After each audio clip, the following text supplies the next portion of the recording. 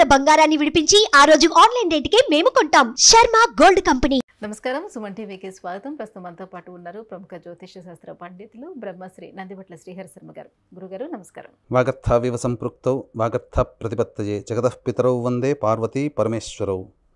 సదాశివసమారంభాం శంకరాచార్య మధ్యమాం అస్మదాచార్య పర్యంతం వందే గురు పరంపరాం. ఆదిత్యాయ చ సోమాయ మంగళాయ బుధాయ చ గురుశుక్ర శనిభ్యశ్చ రాహవే కేతవే నమః.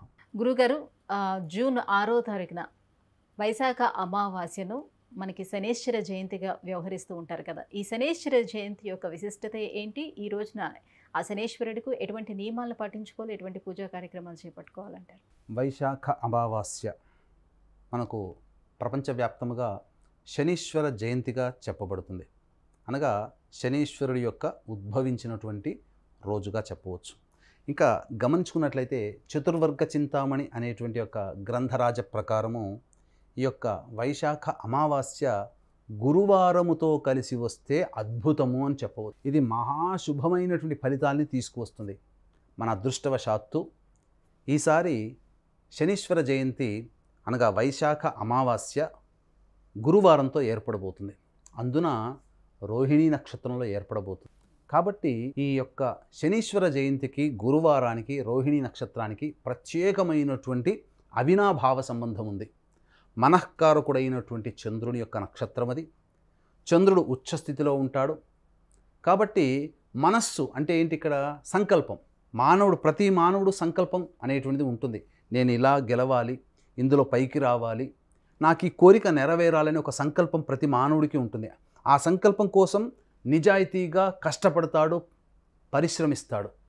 మరి అటువంటి వాడికి దైవబలం కూడా తోడవ్వాలి కదా. దైవబలం తోడవ్వాలి అని అంటే అంది వచ్చినటువంటి కొన్ని ప్రత్యేకమైనటువంటి అలభ్య పుణ్యతిథులు ఏవైతే ఉంటాయో ఆ అలభ్య పుణ్యతిథులలో దైవ ఆరాధన చేసుకున్నటువంటి వ్యక్తికి మనస్సంకల్పం నెరవేరుతుంది. ఎందుకనంటే మనఃకారకుడైనటువంటి చంద్రుడు ఉన్నటువంటి రోజు అమావాస్య రోజున ఆ రోహిణీ నక్షత్రం, పైగా ఈ 6వ తారీఖు రోజున పంచగ్రహ కూటమి అనేటువంటిది ఏర్పడబోతుంది. అందున ఒక్క గురువు తప్ప మిగతా 4 గ్రహాలు కూడా రోహిణీ నక్షత్రంలోనే ఉన్నాయి. కాబట్టి మీకు అనగా గమనించుకున్నట్లయితే అక్కడ శుక్రుడు, చంద్రుడు, బుధుడు, రవి, ఈ 4 గ్రహాలు దేనికి సంకేతము?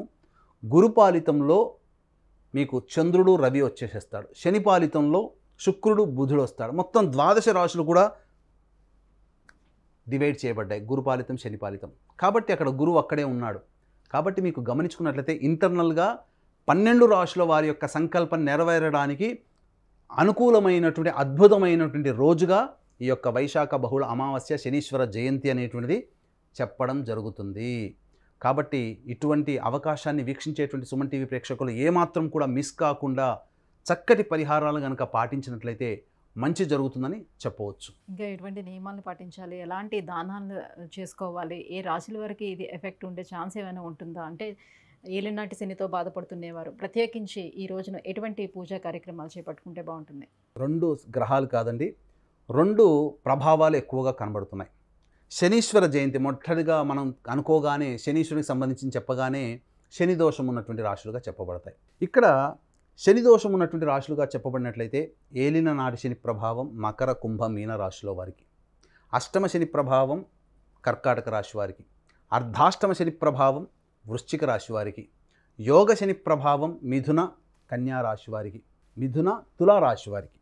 కాబట్టి వెరసి చూసుకున్నట్లయితే వృషభ, మిథున, కర్కాటక, కన్య, తుల, మకర, కుంభ, మీన రాశుల్లో జన్మించినటువంటి వారికి, వృశ్చిక రాశిలో జన్మించినటువంటి వారికి ఈ యొక్క శని ప్రభావం ఎక్కువగా ఉంటుంది. కాబట్టి శని దోషం నుంచి బయటపడడం కోసం ఈ శనీశ్వర జయంతి ప్రత్యేకంగా ఇప్పుడు మనకు గుర్తుపెట్టుకోండమ్మా, ఎంతటి శత్రువైనా మన పుట్టినరోజున మనల్ని పిలిచి కంగ్రాట్స్ చెప్పాడనుకోండి, లేదా విషెస్ చేశాడనుకోండి, ఆ శత్రువు మీద ఉండే కోపాన్ని మనం తగ్గించుకొని నవ్వుతూనైనా థ్యాంక్స్ అండి అని చెప్తాం.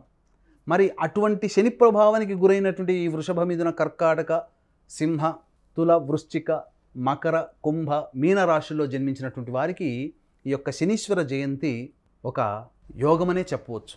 కోరుకున్నటువంటి వరం అంటే కోరుకున్నటువంటి వరము, అయాచితమైనటువంటి యోగము అని చెప్పవచ్చు. కాబట్టి ఈ శనీశ్వర జయంతి రోజున వీక్షించేటువంటి సుమన్ టీవీ ప్రేక్షకులు చెప్పినటువంటి రాశులు లేదా 12 రాశుల వారు, ఎందుకంటే శని కర్మాధికారి, గత జన్మ కర్మదోషము తొలగిపోయడానికి ఈ యొక్క శనీశ్వర జయంతి రోజున ప్రతి మానవుడు కూడా కొన్ని పరిహారాలు పాటించాలి.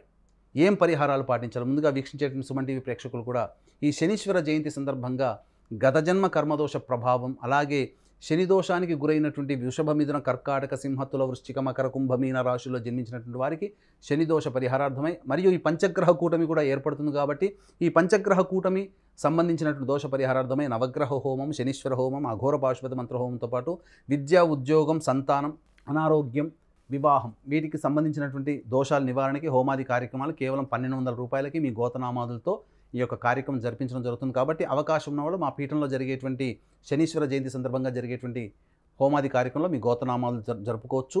ఇక శనీశ్వర జయంతి సందర్భంగా వీక్షించేటువంటి సుమన్ టీవీ ప్రేక్షకులు అందరూ కూడా అన్ని రాశుల్లో జన్మించినటువంటి వారు, ప్రత్యేకంగా వృషభ, మిథున, కర్కాటక, సింహ, తుల, వృశ్చిక, మకర, కుంభ, మీన రాశిలో జన్మించినటువంటి వారు మరియు పంచగ్రహ కూటమి ప్రభావం వలన ఎఫెక్ట్ అయ్యేటువంటి మిగతా రాశుల వారు ఎవరైనా కానీ ఇందులో పరిధిలోకి వస్తారు. కాబట్టి వారందరూ కూడా మన యొక్క సంకల్పం నెరవేరడానికి రోహిణీ నక్షత్రంలో 4 గ్రహాలు మనకు అనుకూలంగా ఉన్నాయి. శుభగ్రహాలైనటువంటి గురువు, చంద్రుడు, బుధుడు, శుక్రుడు, కాబట్టి రవి కూడా. కాబట్టి ఇంతటి అద్భుతమైనటువంటి యోగ కాలాన్ని ఎవ్వరు కూడా మిస్ చేసుకోకండి. పొద్దున్నే లేవగానే చక్కగా స్నానం ఆచరించి కాలకృత్యాదులు తీర్చుకొని ఇంట్లో దీపారాధన, నువ్వుల నూనెతో దీపారాధన చేసి చక్కగా పూలమాలలు సమర్పించి మీ ఇష్ట దైవం ఏదైతే ఉంటుందో ఆ ఇష్ట దైవాన్ని మనసారా స్మరించుకొని వీలైతే విష్ణు సహస్రనామం, శివ సహస్రనామం లేదా లలిత సహస్రనామాన్ని పారాయణం చేసి నైవేద్యం పెట్టి మీరు దేవాలయానికి చేరుకొని నవగ్రహాల చుట్టూ శివాయ నమః అనుకుంటూ 108 ప్రదక్షిణలు లేదా 54, కనీసం తక్కువలో తక్కువ 27 ప్రదక్షిణలైనా చేసి మీరు ఆ యొక్క శనీశ్వరుడి దగ్గర శనికి తైలాభిషేకం జరిపించండి. మరియు అన్నము, నల్ల నువ్వులు కలిపిన ముద్ద నైవేద్యంగా పెట్టండి. ఇక దీపారాధన చేసినట్లయితే శనికి 8వ సంఖ్య చాలా ప్రీతికరం కాబట్టి నల్ల నువ్వుల నూనెలో ప్రమిదలో, ఇనుప ప్రమిద అయితే చాలా మంచిది, లేకపోతే మట్టి ప్రమిద, ఆ ప్రమిదలో నల్ల ఒత్తితో అనగా నల్లని బట్ట తీసుకొని కొద్దిగా చింపేసి ఇలా ఒత్తిగా నలిపేస్తే ఒత్తిగా తయారవుతుంది. ఆ యొక్క నల్ల ఒత్తితో నల్ల నువ్వుల నూనె దీపారాధన 8 దీపారాధనలు ఏర్పాటు చేయండి. తద్వారా మీకున్నటువంటి శనిదోష ప్రభావం పూర్తిగా తొలగిపోతుంది. ఇక అదే దేవాలయంలో శివాలయం ఉంటుంది. ఆ శివాలయం ఉన్నటువంటి ప్రాంతంలో భైరవుడు అంటే కాలభైరవ దేవాలయం కూడా ఉంటుంది కొంతమందికి. కాబట్టి కాలభైరవునికి సంబంధించి ఆవ నూనెతో అభిషేకం జరిపించండి అవకాశం ఉంటే, లేదా ఈశ్వరుడికైనా అభిషేకం జరిపించండి. ఈ 2 పనులు చేయండి, మీ యొక్క సంకల్పం తప్పకుండా నెరవేరుతుంది. ఆవ నూనెతో చేయలేని పక్షంలో కనీసం ఆవు పాలతోనైనా అభిషేకము చేయండి. దీని వలన రోహిణీ నక్షత్రంలో ఏర్పడుతున్నటువంటి పంచగ్రహ కూటమి అనగా 4 గ్రహాలు ఏర్పడుతున్నాయి గురువు కృతికా నక్షత్రంలో.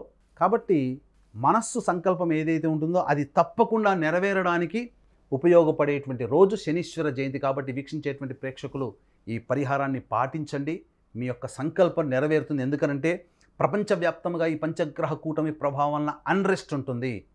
కాబట్టి ఎక్కువ ఈ యొక్క ప్రభావం మండలం రోజులు ఉండేటువంటి అవకాశం ఉంటుంది. కాబట్టి మీరు చేసేటువంటి ఈ పని మిమ్మల్ని ఈ యొక్క పంచగ్రహ కూటమి అనగా శనీశ్వర జయంతి తర్వాత మళ్ళీ నెల రోజుల వరకు మిమ్మల్ని ఈ యొక్క ప్రభావం మిమ్మల్ని కాపాడుతుంది. కాబట్టి వీక్షించేటువంటి ప్రేక్షకులు సమయాన్ని తీసుకొని ఈ యొక్క పరిహారాన్ని పాటించండి. వీలైతే 10 మందికి చెప్పండి. ఎందుకంటే వాళ్ళు సంపాదించుకున్న పుణ్యంలో మీకు కొంత భాగం భగవంతుడు మీ ఖాతాలో వేస్తాడు. ఇక ఈ పరిహారాన్ని తూచా తప్పకుండా ఎవరైతే పాటిస్తారో వారికి శనీశ్వరుని యొక్క అనుగ్రహం, ఎందుకంటే గత జన్మ కర్మదోషం వల్లనే ఈ యొక్క జన్మలో మనం ఇబ్బందులు పడుతున్నాం. కాబట్టి గత జన్మ కర్మదోషం తొలగి ఆ ఇబ్బందుల నుంచి బయటపడడానికి మనకు మార్గం సుగమం అవుతుంది అని చెప్పడంలో ఏమాత్రం సందేహం లేదు. గురుగారు, కర్మఫలదాత అయినటువంటి శనీశ్వర జయంతి రోజు ఎటువంటి నియమాలను పాటించాలి, ఎలాంటి పరిహారాలను చేసుకోవాలి అనే విషయాన్ని తెలియజేసినందుకు ధన్యవాదాలండి. సర్వం శ్రీ ఉమామహేశ్వర పరబ్రహ్మార్పణమస్తు.